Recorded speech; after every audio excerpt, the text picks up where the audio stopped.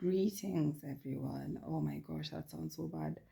And I'm not even going to cut it out. Like I could have, but no, I am not. It's been a week. I had a cleaning job on Monday, and it went into Tuesday and Wednesday. And when I tell you, I spent the whole of Thursday, that's yesterday, in bed recovering.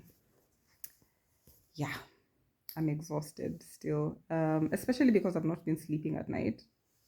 I have trouble sleeping. I'm adjusting to these new glasses.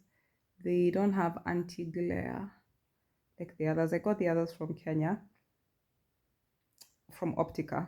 So usually I get photochromatic glasses so that when I go to the sun, they turn dark.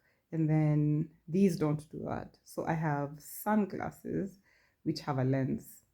My ex's brilliant idea. I give him his flowers for that. That was brilliant. These, I was going for a sexy teacher, sexy student look. I don't know if I achieved it, but we'll see. I mean, at first I wore them or the other ones. I don't know which pair, but I wore the glasses and I thought, oh wait, I don't look like a coconut, so guess we are good. Why did I think I look like a coconut? I don't know. I think I look like strange pieces of fruit. I don't know. But anyway, sorry, I will get back into frame. I'm trying to get comfortable. I don't want to jinx this by saying it's going to be a short post, but it's going to be a short post because I am exhausted and I've been chatting with my friends and I hadn't realized that it was Friday, even though my body realized it. I have a very SDA body. It starts to just slow down on Friday. I'll try and do work, it won't happen, especially beyond a certain time. So I am so thrilled that I will be resting tonight and tomorrow.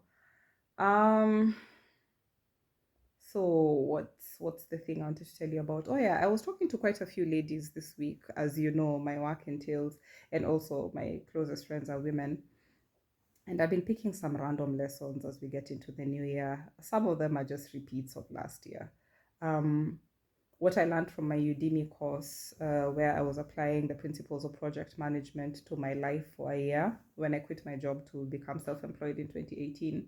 One of the things I learned is that, and this was said repeatedly, lessons are repeated until they're learned. So, one of the things we did every week was to ask ourselves what it was a self based course. So, I kept imagining we're in a class, because the guy did audios, like video recordings that we would watch, pre-recorded videos. So anyways, I imagined that we would be sat there listening to him and thinking, what has happened this week that is a repeat of last week or the past couple of weeks, or what is a lesson that keeps repeating itself?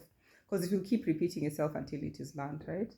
Um, and one of the painful lessons that I have had to learn is there's a pattern I've been seeing around like the friendships I attract and the romantic situations. I like to call them romantic, but like the sexual partners or the romantic partners I've had. When I say romantic, I literally feel like I'm going to gag. Literally feel like I'm going to gag, and it's something I am addressing in therapy. We are not even going to go back into how little faith I have in men. Um, and I was literally I had a phone date with a guy I like, and it's the first time I'm dating outside the race. I think I've told you guys this before. And he's so easy to talk to. And we're finally at that stage. And we've known each other, guess, a few months now. Let's see. Yeah, it's actually a few months now. Gosh. Because I met him when I was leaving Leipzig. And yeah, I came here and it's been very interesting. And so he's just so easy to talk to. And I think that's something that comes with age. Like, he's a few years older than me, like very few years older than me, like what, 3 years older than me, 3.5.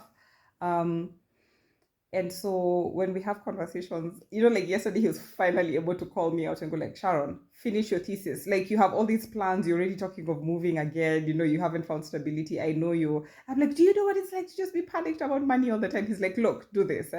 Okay, take a deep breath, do this, do that, and he just gave me like a bunch of solutions. There's something about a man who is a fixer. Oh my God.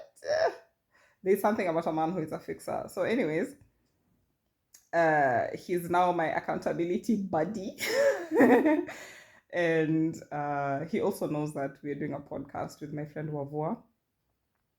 And we're hoping, I'm really hoping that a third girlfriend, who is a good friend of hers and someone I know loosely from my writers, poetry circles, will join in this women's village we are creating, for like not corporate social responsibility. That's not the word I was looking for. For sustainable, like sustainable community projects. Let me call it that. Okay. This isn't dead aid. This isn't that Mbisa Moyo's dead aid where you just take handouts to people and yay, we've helped the poor starving children of Africa.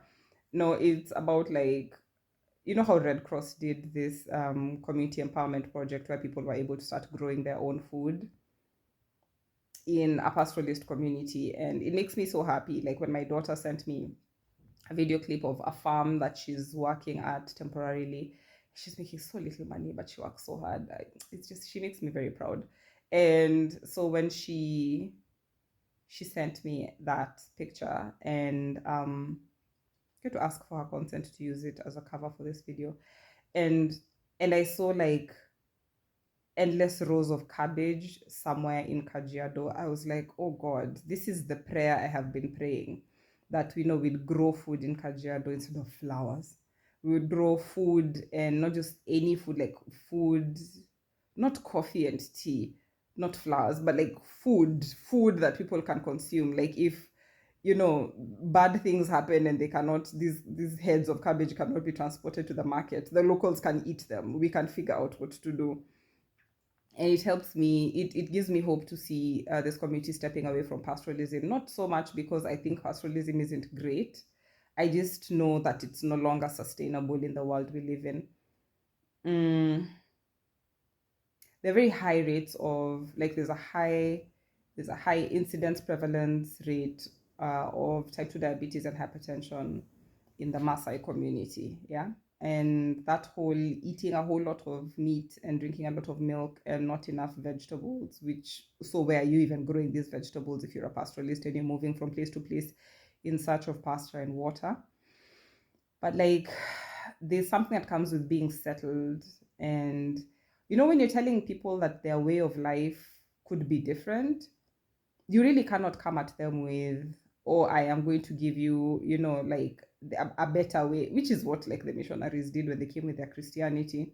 And I see why Africans are now resisting it. They're like, yeah, these blue-eyed blonde people are the reason why so many of us are suffering. So what makes us think, as someone asked on LinkedIn, that quote unquote bad people could bring good religion? Caused me to pause. I mean, because I do identify as a Christian, I do find certain teachings by Christian leaders very problematic, especially the patriarchal ones. You know, when men are very quick to talk about the Proverbs 31 woman, but not quick enough to talk about, you know, Ephesians and how we are supposed to submit one to another, or where they'll never point to, was it Timothy, where, is it Timothy? I know it's in the New Testament, where, you know, a man who does not provide for his household is worse than an infidel, and that's also taught in the Holy Quran, and stuff like that. Like, you know, you don't hear them talk about fathers do not embitter your children. You don't hear them talk about Peter, where, you know, husbands are warned against hurting their wives, you know, like causing them emotional distress, lest your prayers be hindered, you know. And more than once I've told people, especially guys, I'm like, the karma gods are coming for you. If someone is kneeling on the ground somewhere praying and crying out to God because of you, oof, I'd be terrified. I was joking with Wavua last night and telling her how the only reason I've not messed around with a married man is really because, like, I'm just terrified of married men, and not them themselves. Yes, they're scary.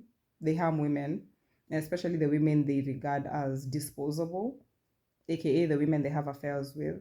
But especially, I am especially afraid of their wives' tears, because I believe in karma. Like, you know, even if I didn't believe in Christianity and God's vengeance for the tears of a woman, which I do believe in because I have seen my tears avenged and my mother's, I definitely believe in karma. You know, what goes around comes around, and it is actually biblical. Give and it shall come back to you. Good measure, pressed down, shaken together, running over. Will it be poured into your lap? So I like the way Michael Todd says it. He says, if you give gossip, you get gossip. If you're very easy to talk about people's lives, because yours is miserable, it's coming to you. Someone else will talk about something very deeply personal about your life, and then you'll find out about it. It will hurt like crazy. And usually your conscience takes you back. Like, this is me speaking from experience, to that time you were dishing out someone else's life. The irony of me saying this after I have talked about my ex on this channel so much. I'll figure that out later. For now, yeah. I felt it was a necessary evil. What's the other thing I've been thinking about this week? The importance of community, and that racism related stress is not in your head. I've been seeing that even on LinkedIn, like how many women, especially in the wake of, I forget the doctor's name, I will share it I keep saying show notes. There's a woman in academia, an African American woman, who died by suicide. And it breaks my heart. I mean, right now we are celebrating that attempted suicide in Kenya is no longer criminal. Huge win, huge win, for mental health practitioners, advocates, mental health care workers, and just anyone who has a loved one who is struggling with suicidal ideation. Okay. Why? Because it breaks stigma. It's not a crime. People don't do that because they're evil or they're selfish. They you feel like you are at the end of your rope, speaking from experience. So what's the other thing? In the wake of like the LA fires, is it California? Yes, California, not Los Angeles. Yes, the city of angels. There have been these devastating fires. Of course, less heard about is the fire in Ghana, like the market. I forget the name of the market, where like clothes stalls just burnt down. And this is huge. Like, this is a huge market. Remember how like in Kenya, Gikomba was on fire? Like, it it it went up in flames, and then it went up in flames again, I guess a couple of weeks or months later. And I mean, some of us were like, is this arson, or is this like intentional? Is this, it's giving espionage, it's giving, let's force these traders either to do something else or to, anyway, with politics, do you ever know? You know? Do you ever know? Because sometimes even the media outlets that are supposed to be reporting news independently are so biased in the way they present information. And I've noticed like the victim blaming in the way news is reported about women. And this is global. Because the first time we were talking about Giselle Pelicot, we were talking, not we, media houses were talking about how what she was doing was vengeance, seeking vengeance for the things these men had done to her. And I'm like, it's not vengeance, it's justice.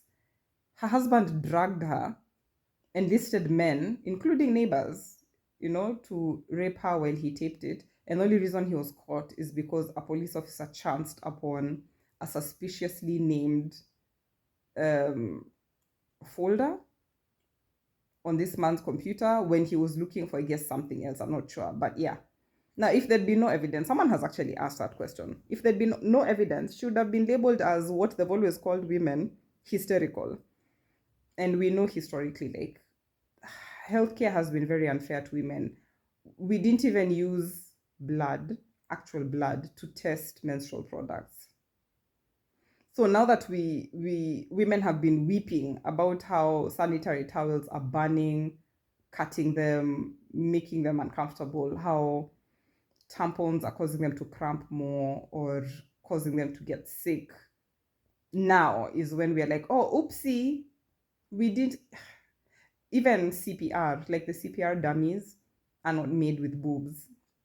So people tend to ignore women when they faint or pass out because mentally they've not performed CPR on a dummy that has breasts, and they're terrified of like getting accused of being sexually inappropriate. So yeah, women die. Women die disproportionately in car crashes because seatbelts were not designed with the female body, your female physiology, including breasts, counted in. And I could go on and on. We've been left out of research. Oh, and newly just dropping in the studio, in theaters near you, is that synthetic hair has chemicals that are harming women, and the synthetic hair is mostly used by Black women. So research hasn't been done on this, and this is like, there's synthetic hair, and then there's also relaxers and other things, and these are all hormone disruptors, endocrine disruptors. So it is no wonder that Black women are disproportionately affected by hormonal issues.